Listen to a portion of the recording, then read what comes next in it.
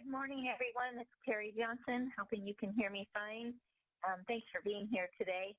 Today's our fifth webinar together, and so I'm not going to spend way too much time this morning introducing myself. I'm hoping that you already know who I am and what I'm about, only because I have way more material than I'll probably be able to cover in an hour today, and so I really like to get through it.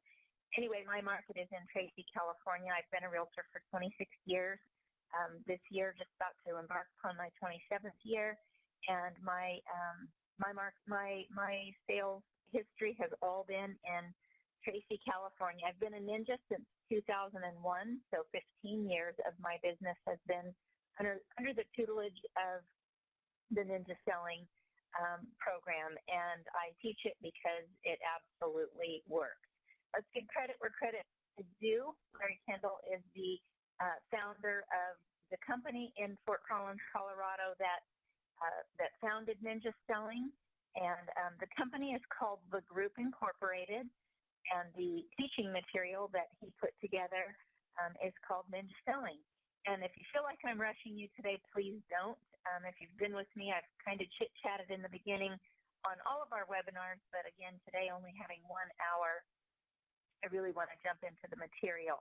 Today is a great day, and the reason I love it is because it's my favorite part of selling real estate, and that's the seller process. Listings, by far, in my opinion, only are the name of the game. When you become a master listing agent, you certainly set yourself up for being able to control your income, being able to control your time off. So with that, let's talk about the Ninja Seller process.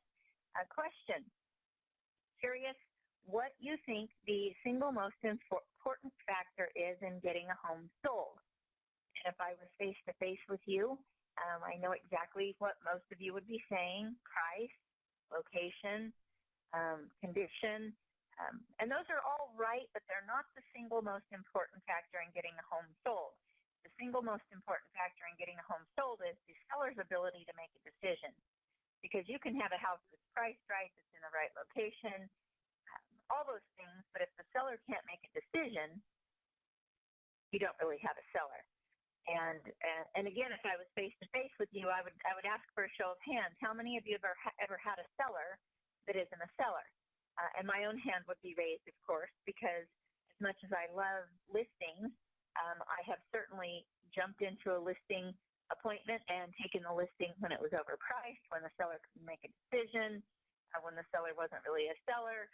But I got really excited about the fact that I had a possible listing, and I think you probably can understand how that happens. Probably happened to you.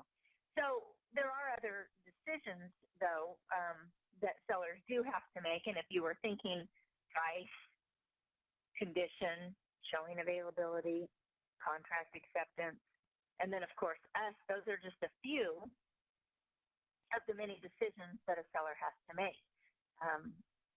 We'll talk about price for just a moment. I'm just curious. I won't have any way of knowing, but I like to know how many people that are on this call today have a listing that they've had longer than, we'll just say 60 days. In this market, in most of the country, our listings should be sold. Now, I'm not saying it's a great market everywhere. I'm not saying it's a really strong listing market everywhere. But what I am saying is the market's much better than it was from approximately, let's just say, 07, 08 through 2010-ish. And if we have a listing that isn't sold, it's priced. I would have agents in the room that would say, but Terry, here's what you don't understand. This property is really, really, really unique, and it's going to take the perfect buyer. Okay, the perfect buyer at the right price. Well, Terry, you can't imagine the amount of upgrades that this property has. Okay, at the right price. Price is typically the reason that we have listings that aren't sold. Now, I'm sure that there's an argument on occasion, but very rarely, where price isn't the case. But there is a price for every home in every market. And so if our listings aren't sold, what the market is telling us, what the buyers are telling us, what the agents that are showing our properties are telling us is that the price isn't attractive enough for them to bring their buyers. Condition, of course, is always a seller decision. Are they going to get it in the condition that we need it to be in? Showing availability. Are they cooperative enough to have the property available for showings, regardless of when a buyer wants to see it? And then the obvious contract acceptance and us. Those are just a few of the seller decisions. So here's what we know: top selling ninjas don't list homes. We list sellers. We make sure that we have sellers that are really sellers that can make a decision, sellers that are not that are cooperative. But I'm getting a little bit ahead of myself. What we've also done at Ninja that's a little bit different is that we do not call our listing process or our seller process a listing presentation, and there's a reason for that. It's not a presentation; it's a consultation. And the reason it's a consultation is because if we don't know how we can best serve them, I liken this into a doctor. You go to the doctor, and the doctor just doesn't just say, look at you and go, well, I think you have appendicitis. He consults with you. He asks you questions. He wants to know how you've been feeling, what kind of symptoms you've had. He consults with you, or she consults with you before they actually come out and tell you what they think they might want to do, present a solution.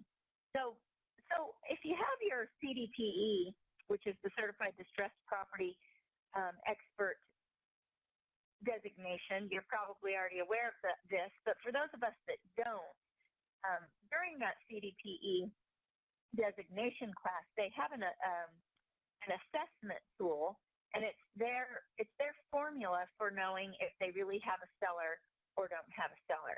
And it's E equals MC2. What are the seller's expectations of me? What do they expect of me? Are they expecting a miracle? I think every one of us that have been in the business longer than about, a very short period of time, sellers have expectations of us. Are they expecting a miracle? Because if they are, we're not miracle workers. We're realtors. We need to know what their expectations are. What's their motivation? How about that seller that says to us, let's just throw it on the market at that price and see what happens? That's not motivation. I don't know about you, but I personally am not in the business of testing the market. I'm in the business of getting homes sold, and I need to know that they're motivated to do so. Are they cooperative, and are they communicative?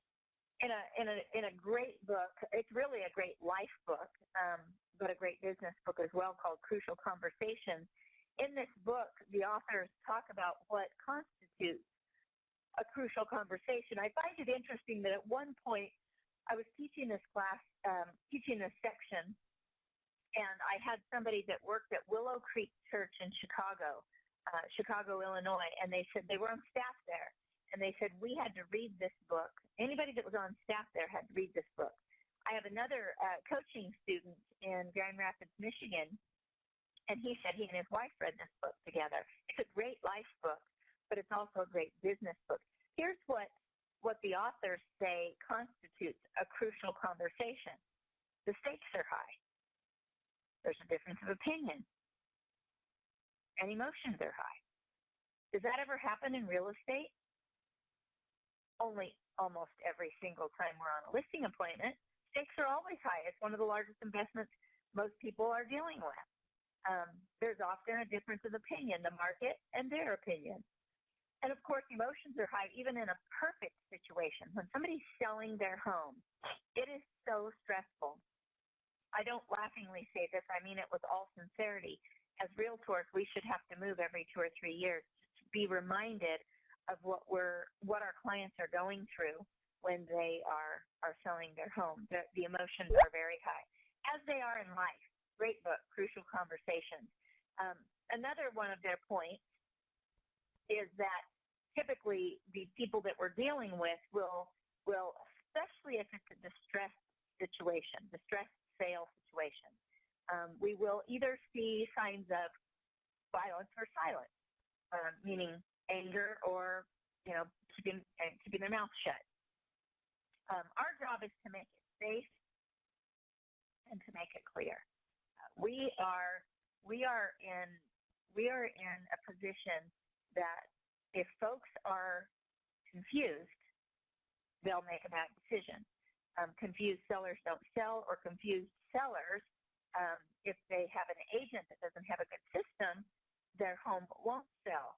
So what are some of the sources of their confusion? Well, first of all, their personal situation or their expectations of us. They don't really know what to expect of us. We don't really tell them what to expect of us.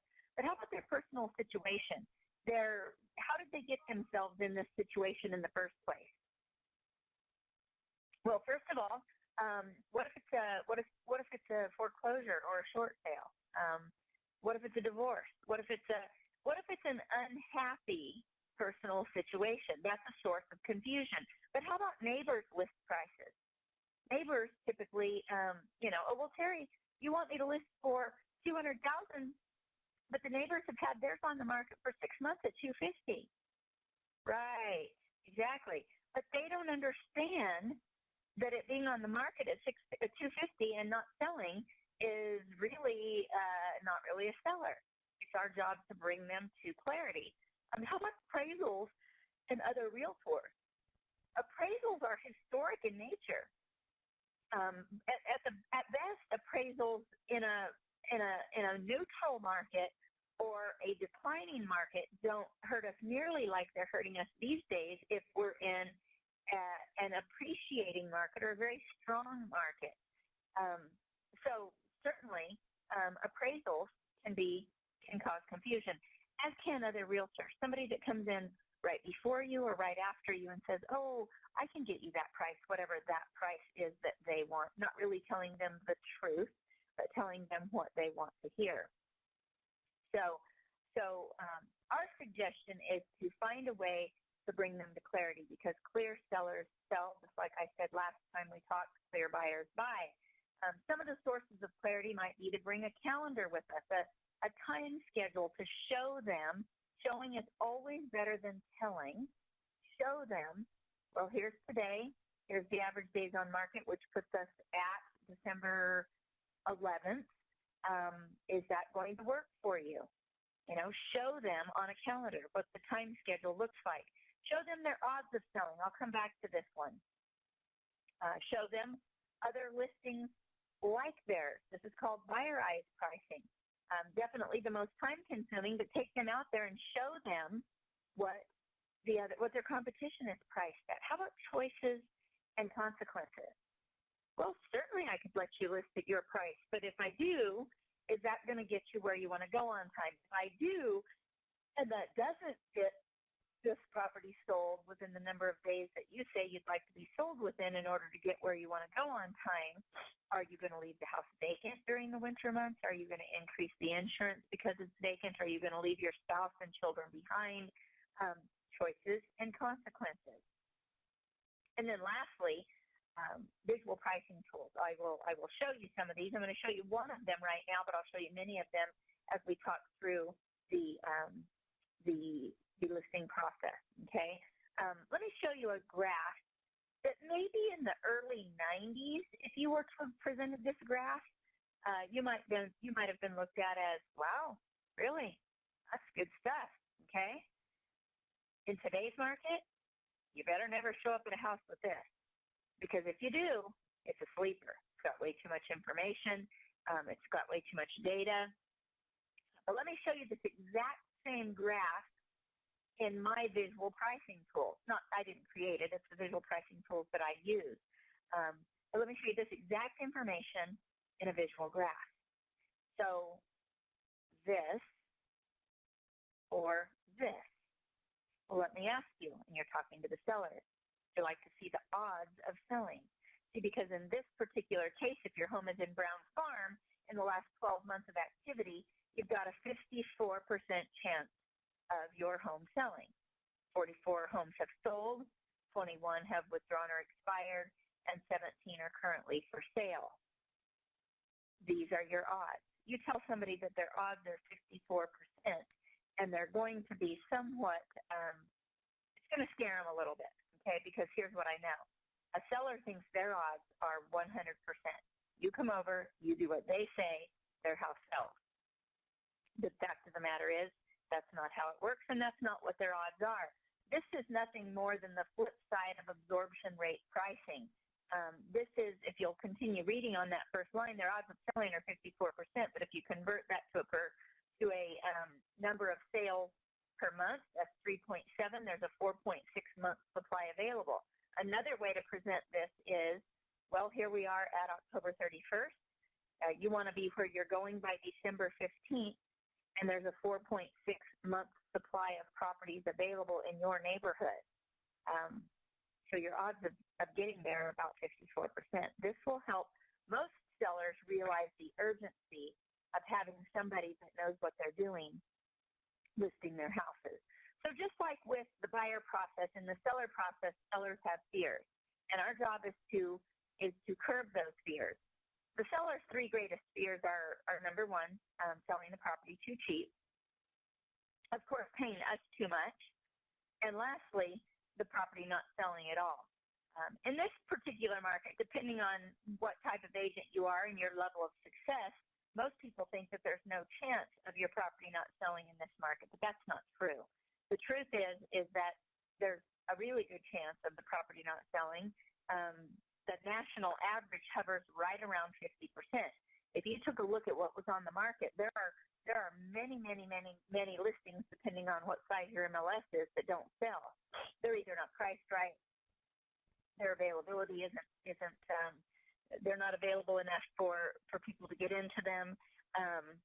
The sellers just aren't motivated. Whatever the case may be, they don't show well. But the bottom line is that they don't all sell, okay? So there's 5 stages of change that we need to understand. Again, before going into the selling process, there's 5 stages of change. It's the same stages of change that happen in divorce care, that happen in grief. It happens especially during a high anxiety. I can't think of the word I was trying, but high expectations. They don't know how they got themselves in this position. It's not for pleasure, but it's for pain that they're having to sell their house. The 5 stages of change are denial, anger, sadness, acceptance, and renewal. And if we know these stages of change, we will be better realtors, because what we will know is that we must help them through each stage of change. If you present or consult at the wrong stage, what you're going to do is possibly turn them off to us being their realtor. And don't forget, we learned this a few webinars ago, but don't forget they know 12 realtors. So they know 12 realtors, which means that's 11 others and you. If you ask the wrong question, say the wrong thing at the wrong time, they might call one of those other realtors feeling like you're insensitive and not really listening. So the listing structure is really rather simple, and that is that we always want to clarify the problem before we present a solution. Whether it's pain or pleasure, the reason they're selling, we always want to clarify what their situation is before we try and present a solution. Never discuss price or fee until after you've reviewed the market, which often is the problem, okay? In their eyes anyway. You know, we might be in a great market, but the fact of the matter is that oftentimes there's a difference of opinion. They think because of the market that we're in that their home is worth X. We know it's worth, whatever we say it's worth. And so there is a problem. What we always want to do, how we always want to position ourselves is us, which is me and you, the agent, and the client against the market. We are not the problem. The problem is the market. We are on their side. Even kind of shift your body language when you're telling them this. It's us against the market, because sometimes they think it's us, you and I, against them. All right, so let's I just saw a typo. This is a 16-step seller process. I'm sorry. I don't know how that got there. Anyway, let's talk about this process and what it looks like. Our goal is to get our listings sold in 30 days, period. And there's several reasons why. Number one, it's the best time to get it sold, the best activity. It's the freshest. If it's vacant, it's costing somebody money. What if it's bank-owned or relocation or a distressed property? These people, whether it's a bank or a relocation company or a customer, they want to get it they want to get it sold. So bottom line, we want to get these properties moved within 30 days. We want to get them under contract within 30 days. For many of us, that's our market's doing that right now. But I promise you, our markets will change again. Our markets will shift, and we will not have them moving as quickly as they are today if they are. All right, so let's start with the pre-listing interview. If you would, look at your handout. I'm not going to go through this slide by slide. I'd like to just talk us through it. But a pre-listing interview, if I had to choose what was my favorite part of the listing process, is this. The pre-listing interview is meant to be done on the telephone. And you do it on the telephone because you want to get as much information as you possibly can from the client before you go over there, so that when we get there, we've got all our guns loaded. We know exactly what they expect. We have an idea of what we're dealing with. So the customer calls in, they say they want to sell their house. Of course, we introduce ourselves. We ask, either we know them or we don't know them. It doesn't matter if they're return clients. You still want to go through this process exactly like you did every single time you've gone through it with them before. So you begin to take notes. If you know the answer to the question, then you just reiterate them. So let me ask you, Carol. Carol's calling in. Let me ask you, Carol. Are we talking about the property at 2929 Yakima? You make sure that you know exactly which property they're calling in on, but you don't act like you don't have a clue if you do, because, of course, what we want to prove to them is that we've always been listening. We know them. And you just go down the list of questions. Marital status, what I like to say there, because I don't like that question, the way it's written is, are you the only person on title? Or if they're married, is Francis still on title with you, Carol? Or is it only you and Francis on title, Carol? Or whatever the case may be. Making sure that her and Frank are still married, but not saying, are you and Frank still married? But making sure, because we don't know what the situation is. Don't ever assume that you know what the situation is, because we don't. We don't. It's just that simple. So we take down their information. Now we're down to number 6. So tell me, why are you selling? When do you need to be there? And you kind of just chit-chat your way through that. Do me a favor, describe your home for me. And they begin to describe it, however they describe it. It doesn't really matter. How long have you lived there? If you sold it to them, let me think. How long has it been since I sold your house? Man, it seems like, 5 or 6 years? Whatever you know, reiterate. If you don't know, ask the question. But what you want is this to come across extremely conversational, because what it does is it sets me up for success when I get there. What sold you on your home? What features did you love? They're going to tell you what they think the next buyer is going to love on their home. Hey, have you done any updating on your home since you bought it? Have you gotten permits on that? Tell me about that. If you were to stay another 5 years, what kind of updating would you do? I'm just going down the list. Have there been any pets on the property? Have there been any smokers in the property? I'm asking these questions because I'm planting the seed that I'm going to be looking for. What the condition of the property is. I'm going to be looking for if the property has any odors to it. Hey, listen, number 11. Hey, listen, what are you going to be asking for the property? Oftentimes they'll say, well, that's why I'm calling you. If they do, you just simply say, oh, of course, and that will be, excuse me, one of the biggest jobs I have is to correctly price this home to get it sold. But if you did know, what would that be? If they don't want to tell you, it doesn't matter.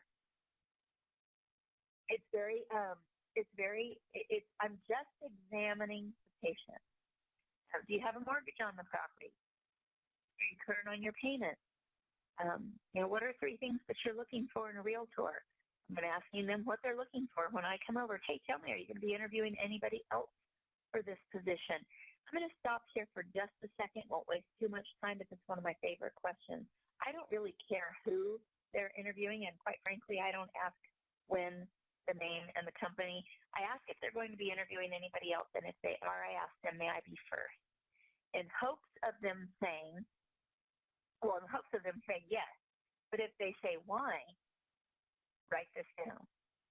At the risk of sounding arrogant, I'd like to be first because I'd like to set the bar.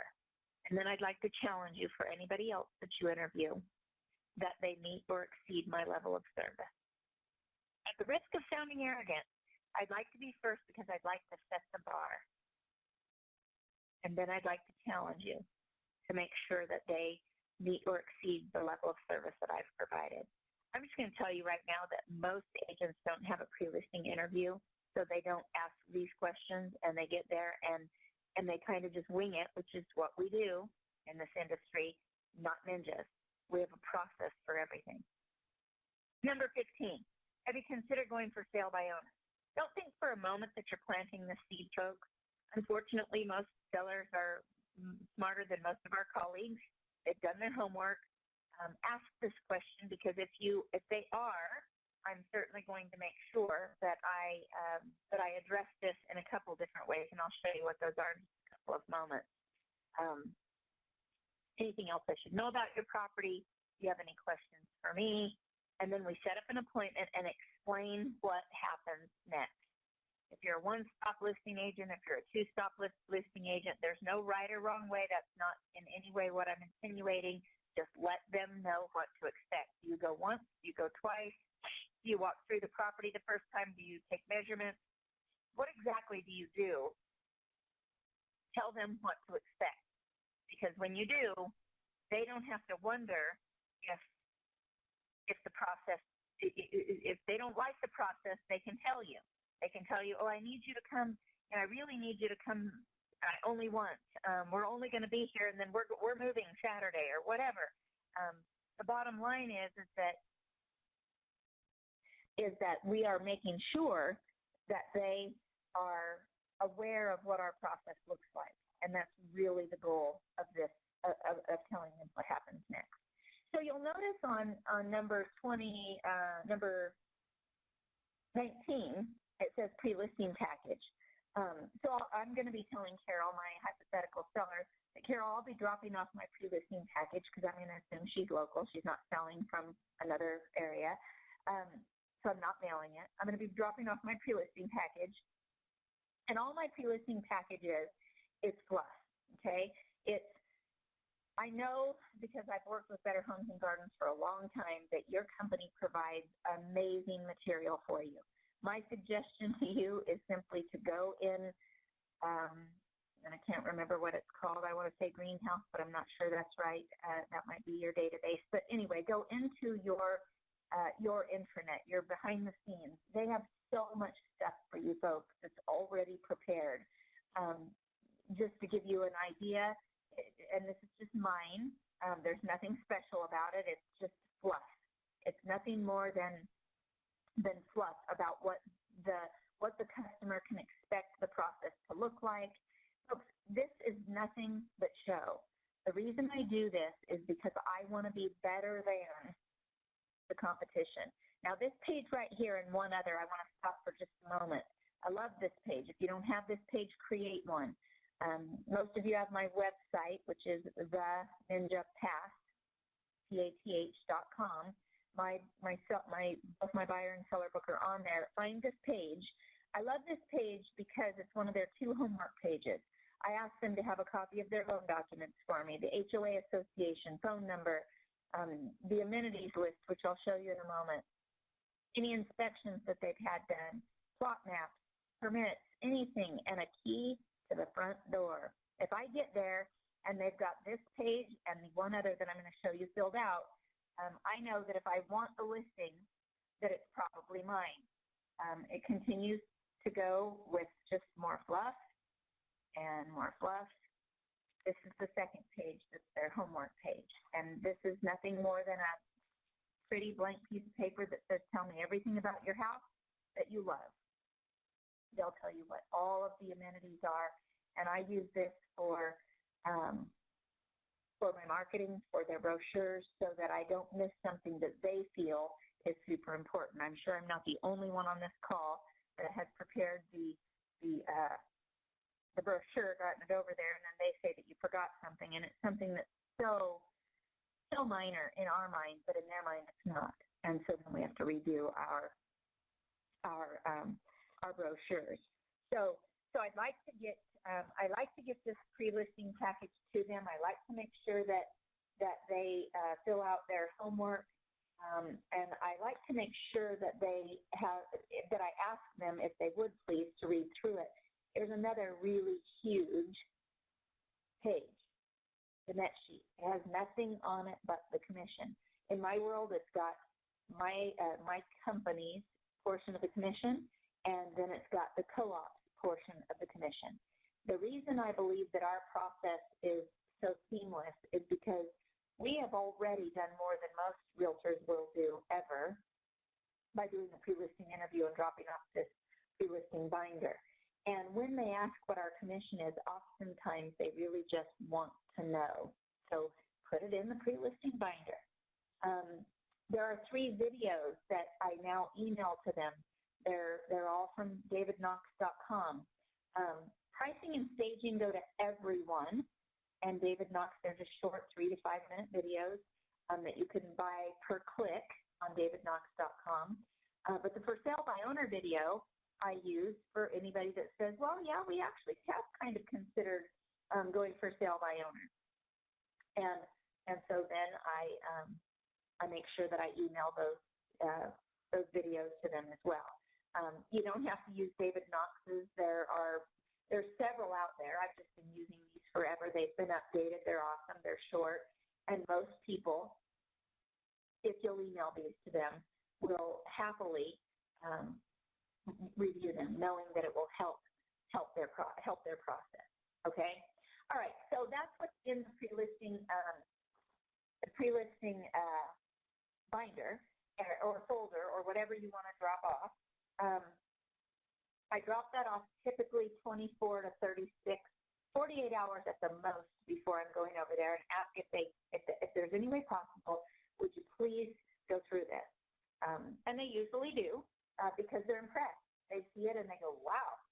They're interviewing other agents, or they have interviewed other agents if I happen to not have been able to be first. And I want to make sure that I come across as far more professional than the competition, okay? So now I'm at the house, so I'm actually on the seller process, the actual 16-step seller process. So in your handout, I've given you the 16-step seller process, and it starts with A, pre-listing interview questions, B, delivering a pre-listing packet. Now I'm at C. Now I'm at the property. My goal here is to build rapport, to begin to qualify the seller, qualify the house. So this is now the actual process. Again, I'm going to ask you to just look at your handout, and let's walk through this together. So I'm at the property. I'm on steps 1 through 6. Steps 1 through 6, I am actually walking through the property and taking notes about the property, as well as asking questions about about them. Okay, so again, take a look at your handout. I love this for several reasons. I'm building rapport as we're walking through the property. I'm walking through slowly. I ask their permission. If it's okay with you, I've got a clipboard in hand. If it's okay with you, I'm going to ask you several questions, but I'm also going to be taking notes as we walk through. So we might go kind of slow, but what I want to make sure that I do is I want to make sure that I don't miss anything, and that you tell me everything about the property that's important to you, as well as some of the questions I'll have for you. Does this look like a process, sellers, that will work for you? So you begin walking through the property, and you'll see, starting at number 1, it says, how many properties have you sold? Okay, here's what I recommend. You never, ever have to memorize these questions. They're on here. You're taking notes on here. And so tell me, how many properties have you sold? And if they haven't sold any properties, you're just going to go to number 2. But if they have, you might want to dig a little deeper. So tell me, when's the last time you actually sold one? And what was your experience with that sale? How did it go for you? What did you like the best? What didn't you like? What would you like to do the same or different on this sale? If you could wave a magic wand and this process go exactly the way you want it to go, what would that process look like? What I'm doing right here, folks, at the onset, is I am asking them how they want to be treated. And in Ninja, we don't have time today to go into this. I would ask that you just take my word for it. In Ninja, we treat people the way they want to be treated. It's called the Platinum Rule. And I know how they want to be treated by asking them the right questions.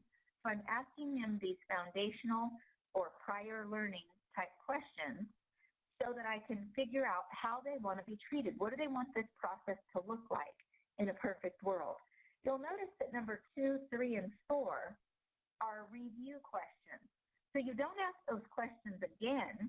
You just review what you know. So you told me that you're selling your home because you've got a new job in Florida. That's how exciting is that? So now I've just answered 2 and 3. You mentioned that you wanted to be there by mid-December. Let me ask, is that in stone? Do you have to be there? Does your job start in December? Tell me a little bit more about that.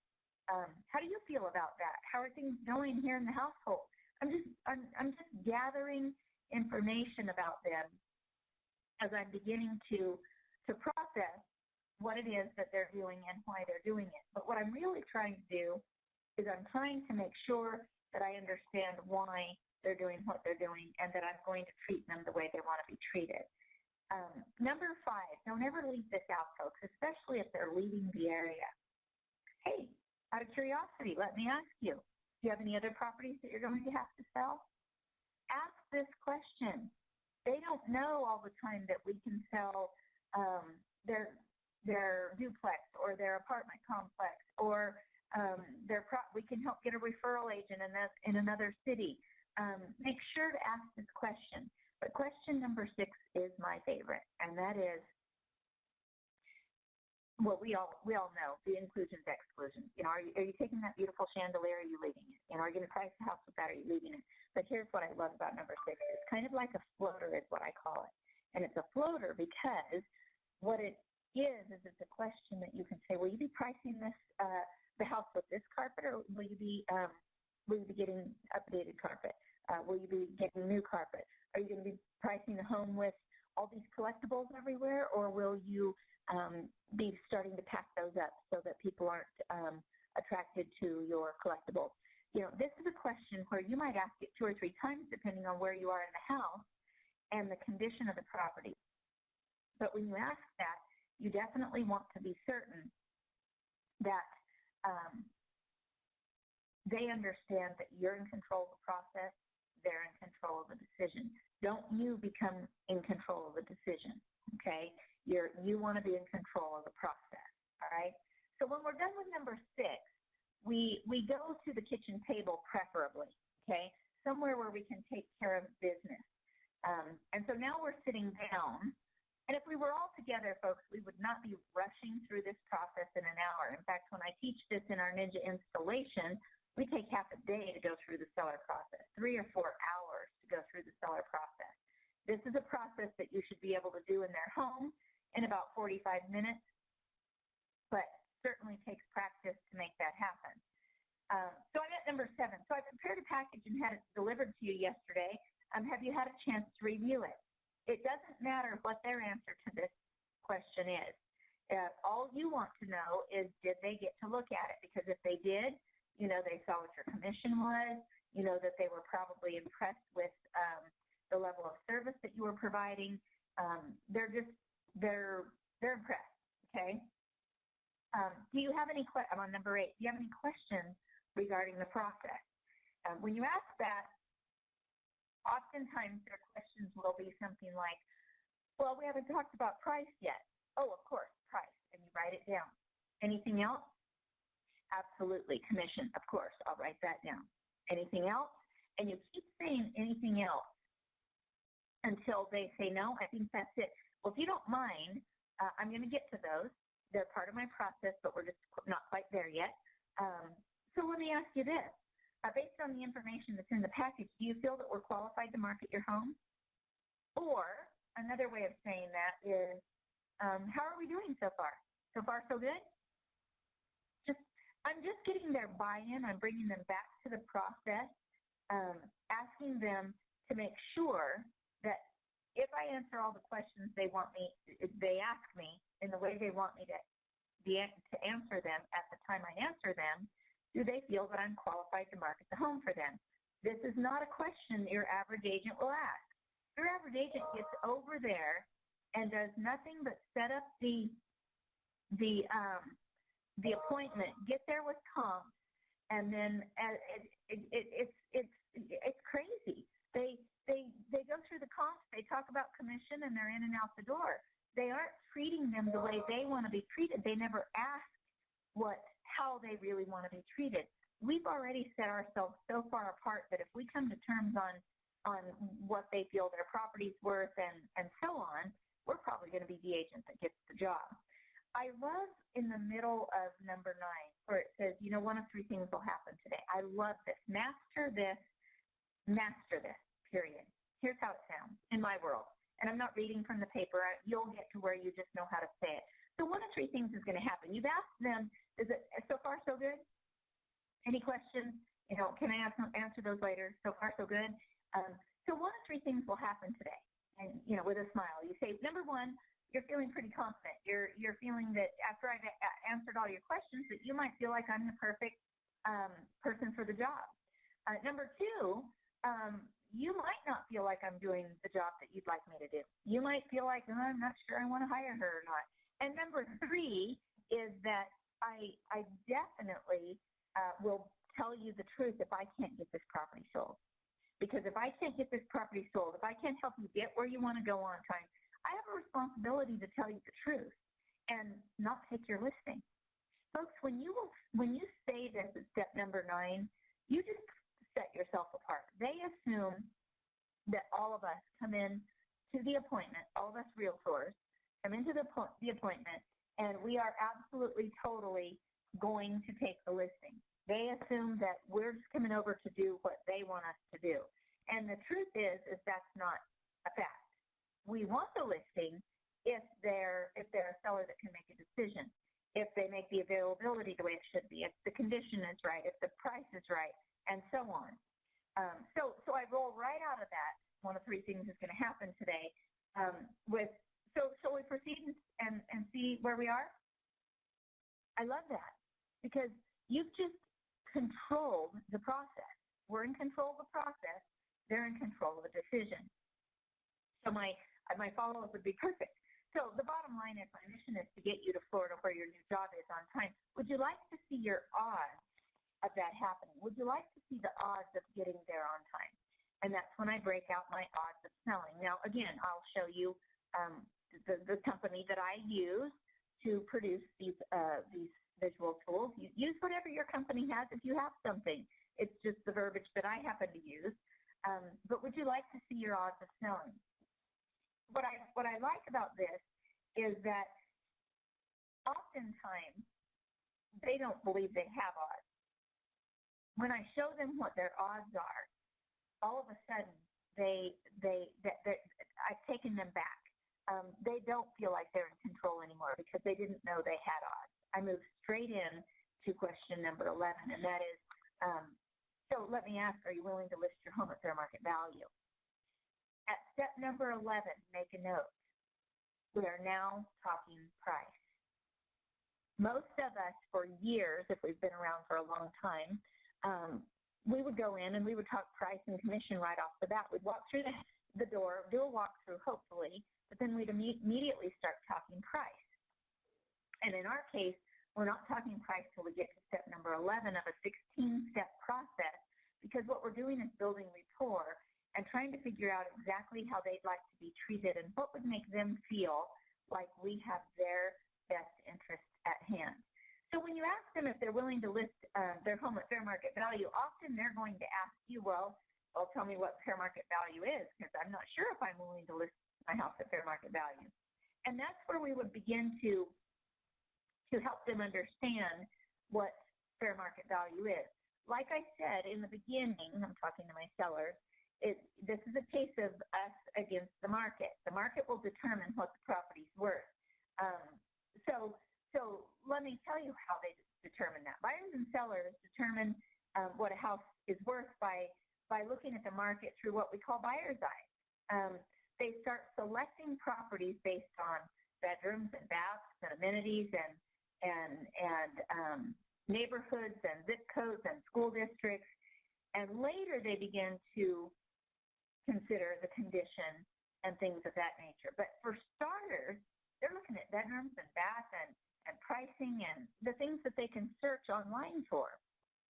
So fair market value is what a buyer is looking at online and is determining that they will be willing to pay in this particular market for your house. So to give you an idea, the way I like to look at the market is it's kind of like a pond. The pond is it's a body of water, and fresh water flows into it, across the top of it, and out of it. What I don't want to happen to us is, as you can see in this example, this is your neighborhood, by the way. Many homes have flowed in, 17 in fact to be exact. 11 are currently under contract and 12 sold in the last 90 days. But the ones that are down in the show or stagnant mass part of the pond, I don't want us to get stuck there. And we get stuck there if it doesn't show well, if it's not priced right, and I don't want to get stuck in the stagnant mass. These properties are at first being shown, but they're not sold because they're not priced right. And of course, we talked about your odds of selling already. Your odds of selling, in this particular market are approximately 62%. When you show this to a customer, what they're doing is they're beginning to realize that the market isn't as easy as they think it is. The average days on market right now is 79 days, according to my graph, and this is based on everything in your neighborhood. So these are my comps. Let me show you. Your property is, and we could call it anything on here. Your property is 3,000 square feet. Put your pin on that 3,000. Draw a line all the way up to the top of the page. Where it crosses the trend line, where does it look like we need to be priced? Oh, yeah, it does. 310, 315, and you wanted 350. I'm just curious. Where do you think we need to price it to get you there on time? I can show them the buying pattern. If you live in a market where it's seasonal, some of you live where it snows a lot. This will be indicative of what the buying patterns are. When is the best time to sell the property? But at step 11, I'm beginning to talk price. I'm beginning to talk about their house, and I roll right into question number 12, which is, based on the current market conditions, where do you feel we should price your home to get you to Florida by December 15th? What are you thinking? And again, we're looking at the scattergram, we're looking at their pricing, where they need to be, and they might say, well, but Terry, we really need 350 to get into a house where we want to be. Well, at 3,000 square feet, this shows like we probably should be at around 310, 315. So I guess my next question to you is, if we price it at 350, do you feel that that will get us there on time? And if it doesn't, what's your plan B? If it doesn't, what's your plan B? Because you and I both know they don't have a plan B. No sellers have a plan B. Their plan B is their plan A. You come over, you do what I asked you to do, you sell it, and off we go. Well, you've got to prove to them that that's not the way it always happens. What are we going to do if we get to December 1st and your home isn't sold? What are we going to do? What's your plan B then? Will you leave the spouse and children behind? Will you up the insurance to leave the property vacant? What are all the scenarios? What will the carrying cost be if you all move? What are you thinking? What do you think we need to do in order to make that happen? The bottom line is that right here from 11 to 14, we're talking price, and we're trying to get them to understand that in order to get them where they want to go, we want to price the house right, because if we don't, it'll get stuck in the stagnant mass, or the properties that are being shown but not getting any offers on them. Once we get them to an agreement on a price, okay, so let's just say that they okay, you're right, at 315 is probably the best we're going to do. Let me ask you this. If we get a contract on your home today for 310, what will you do? The only reason I'm asking them this question is I want to know how they're going to react, okay? 15 and 16, in my opinion, are both very, very, very important in that I like number 16 as well. If we find a buyer for your home in the next 72 hours, what if it's the first person that looks at your home? What are you going to do? Oftentimes, I'm sure you would agree that they're probably going to say something like, well, man, I'm going to feel like we gave it away if we get a buyer in the first 72 hours. Well, let me remind you, and I'm talking to my sellers, let me remind you that my job is to get your home sold in 30 days. So let's go back and look at the pricing again, because what I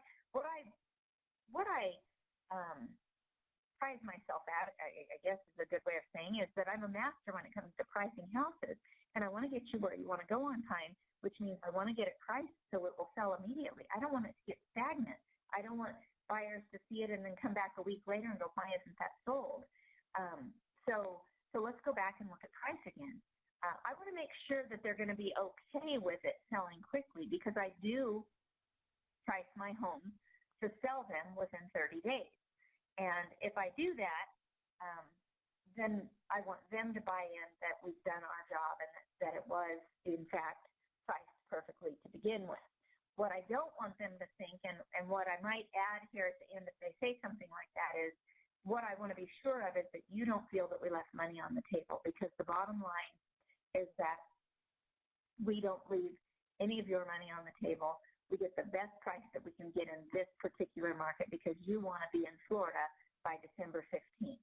Are we on the same page? You're constantly trying to get their buy-in. And what I want to do with this buy-in, if you will, is I'm conducting what we call a housing MRI. So where do these pricing tools come from? If you have pricing tools, you don't need them. I personally use this because my company doesn't and my MLS doesn't. And so these pricing tools come from a company. It's just a subscription. I think I pay $200 a year for it, and it's called FocusFirst.com, Focus First Pricing Software. And I've shown you a few of them, but really what I want to do is I want to explain to them what the market looks like in their particular world and what they can expect to get from pricing their home correctly. Okay, one of my favorite. Now, if you live in a metropolitan statistical area, this is the only people that can get this pricing tool off of Focus First. I do not. So there's never one for Tracy, California, because my population is way too small. But if you do live in a metropolitan statistical area, I love this. 1977 to 2015. So this huge span of what the market's done over the years. This is just a general overview of what the market looks like. But it's awesome. And it takes me just head and shoulders above the competition that's interviewing for the same job. They don't have this information, folks. They wouldn't even know where to go get it, most likely. Okay? We've already looked at the pricing pond. So the pricing pond is exactly what we talked about. Here's what a pond looks like. As elementary as this graph is, it interfaces with my MLS. And these 17 new listings in the last 90 days are 17 homes that came on the market. 11 went under contract, flowed right across the pond, and 20 flowed out the other side. I don't want us to get stuck in the stagnant mass. We've already talked about the odds of selling. We saw this one. I want you to get really great at pricing your properties, because what I want is I want us to stop taking listings that won't sell. When we take listings that won't sell, what we do is we ruin our own numbers, we ruin our company numbers, but bottom line, we ruin our reputation because we take listings that won't sell. So this is the days on market. You've seen that already. Scattergram, of course, is one of my favorite tools. So the little text boxes, you can put them on there, you can take them off of there. You can put that trend line on there, that blue line, you can take it off of there. All of these grass, I always bring all the backup to prove that this is accurate information, because my power and my perfectionist personality types are going to want to look at the information and make sure that it's accurate. So this is just for the sake of ease in pricing the home, but then I follow it up with, but don't worry, I brought all the backup for you to look at your leisure, so that they know that I know that they may want to look into it further. They may want to look at all the detail, and certainly I brought that information. Bottom line is, I want to show them all of these because it's the easiest, best way to show them how to price their house. All right, in my last couple of minutes together, let me talk quickly about the pricing bridge. What we have learned over the last, I think it's been about 7 years now that we've been tracking this, you will get 28% more showings if you price your listings on the bridge. There's not a bridge at every price point, but let's use an example of, I was taught to price a home that if it's worth $300, price it at $299, $999, or some silly number that's different, because we want to make sure that we stand out. Well, here's what we found out. If you'll price the house at $300, everyone that's looking at $300 and up sees it. Everyone that's qualified up to $300 sees it. So it's not under the bridge at $299, $999, but it's on top of the bridge, and it grabs two different price ranges. So if you're at a place where you can be on the bridge, which is typically the $100,000 and the $50,000 price point, what we know is that you will get 28% more showings. Okay, last little tidbit, if you will.